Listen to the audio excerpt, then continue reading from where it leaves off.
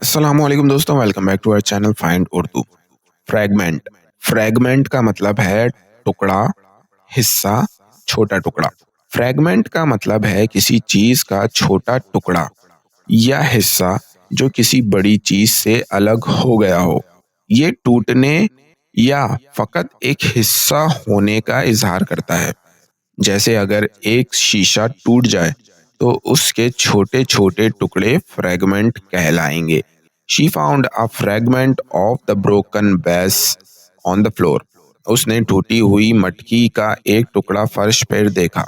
तो दोस्तों, फ्रैगमेंट का मतलब है किसी चीज का छोटा टुकड़ा जो किसी बड़ी चीज का हिस्सा हो।